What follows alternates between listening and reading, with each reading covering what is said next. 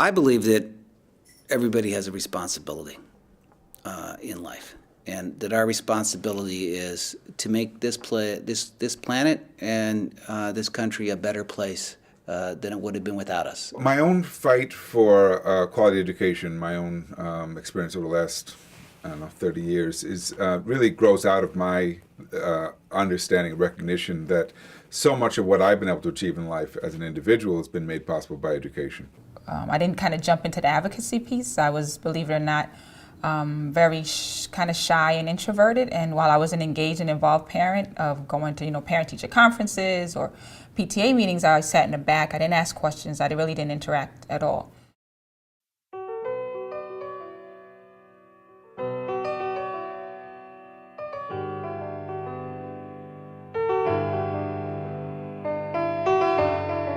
There's a huge contrast in the quality of education in different schools in New York State.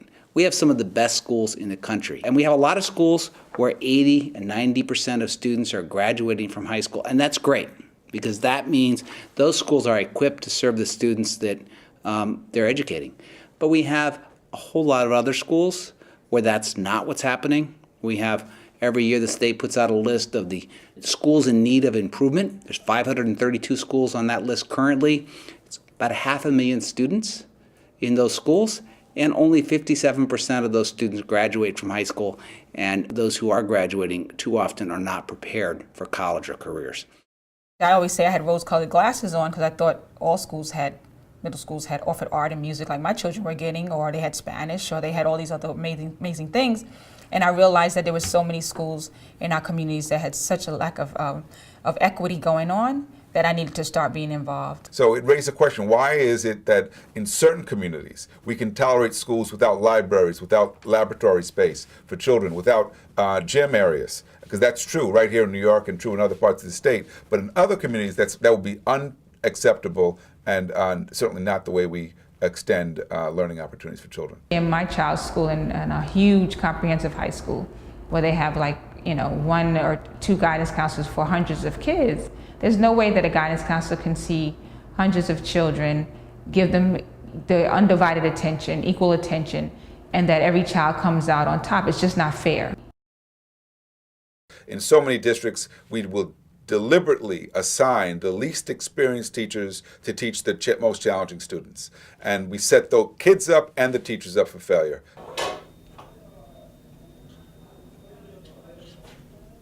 My favorite subject is math. Math. That's great. And who's your math teacher? I got two math teachers. Wow. My regular teacher, Miss Garcia, and my other teacher, Miss Sanchez. Oh, wow. You got two math teachers. You're special. You must really be good at math. Yeah? We have a society that we live in that's characterized by profound inequality and deep racial segregation. Since we are not willing anymore as a nation to confront the issue of racial segregation in schools, then at the very minimum we have to ensure quality education. I often say that when you go to a school like a PS-28 here in Brooklyn or a PS-12 where you see kids who come from very poor families who are thriving, it's the clearest evidence that we can ever find that the problem is not the children. The problem is the way children are treated. The problem is our inability to provide a good school to more children.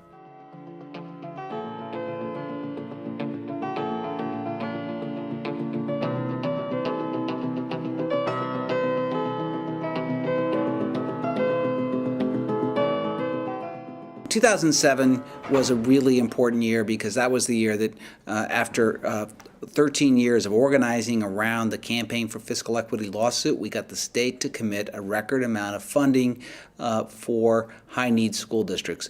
Over $5.5 billion to be implemented over 4 years for classroom operating aid, with 70% of that money going to the neediest schools and districts.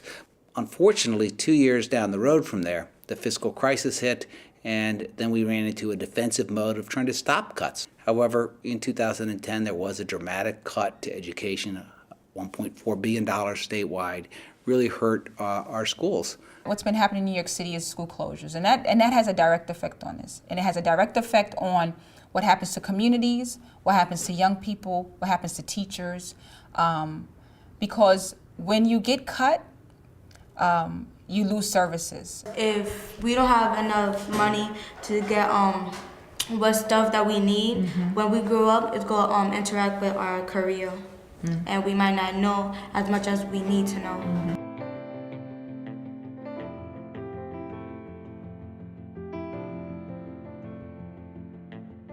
We have a system right now that's based on test scores. And so when our kids are not passing those tests because they lost teachers that couldn't provide these services to them, or they don't have maybe up-to-date textbooks or all these other things, then guess what? They drop below, and then they become persistently low-achieving schools. And then they're next on the chopping block to close. Charles is music, so you're trying to finish. Okay, so I thought he might because he was Janice. If we are not providing enough teachers in the classroom, if we're cutting programs that are essential to students' education, if we're cutting AP, advanced placement courses that are necessary for students nowadays to get into a decent college, if we're having those kinds of cuts, then that has a permanent impact on students' lives. So you're in what grade again? Sixth grade? Sixth. And you're in? Eighth grade. So do you girls have music now? Do you have music? No? Neither one of you? What about art? No. I have music in second grade. I would like to have art, and I like drawing. And art is basically letting your hand be free and draw whatever you want. It's about providing them with an enriched curriculum that includes art, music, science. It includes exploration. It includes learning strategies that cultivate a desire to learn in kids. But it also includes a focus on health, well-being, mental health. All of those things are resources that middle-class kids typically have access to. And we just kind of take it for granted that that's the way it is. Poor kids often don't have access to those things. These are children's lives. What will happen to those children now? Will they be so devastated that they'll drop out next year? How many of these children don't we know about?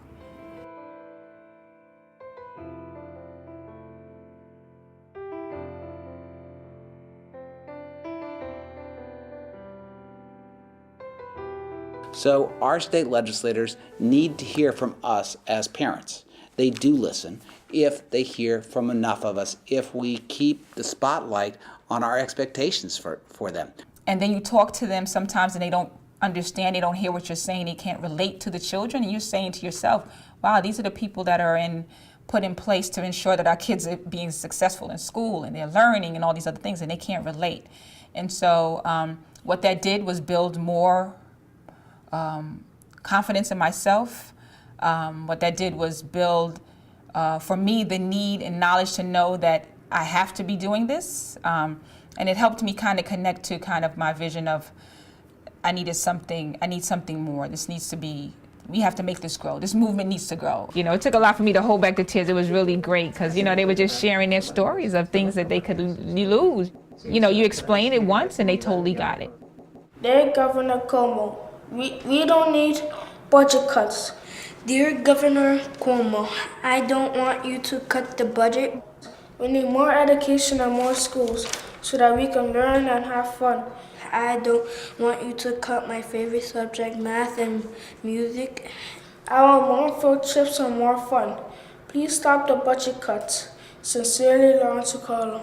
Sending from Joel's life. I'm finished.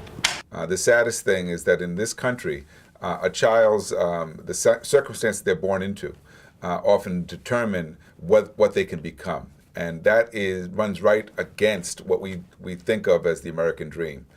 We want to be a country where a child's talents, ability, work ethic is what we reward, not who their parents were or how much money they earn. I've experienced personally over and over again that when parents, students, people in communities raise their voices, they drive change. It's the only way any change has ever happened in this country that had an enduring positive impact for our communities and for all Americans. How do we work together to make some change? Do we believe that something different needs to happen? Do you see a real issue happening in your community with your personal child and or with our community as a whole? And when they can relate to that and say yes, then we're in business, because that's half the battle, right? To get people to understand that there is a problem, but then also the next step is, what are you willing to do?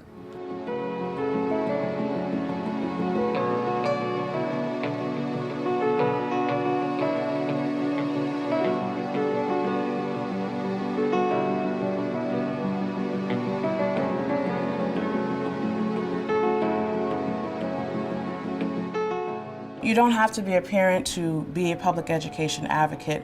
It requires students, it requires parents, it requires grandparents, aunts, uncles, cousins, babysitters, neighbors, pastors, and whomever. This is a community effort, and we cannot win unless we have the full community working and fighting for a quality education for all of our students.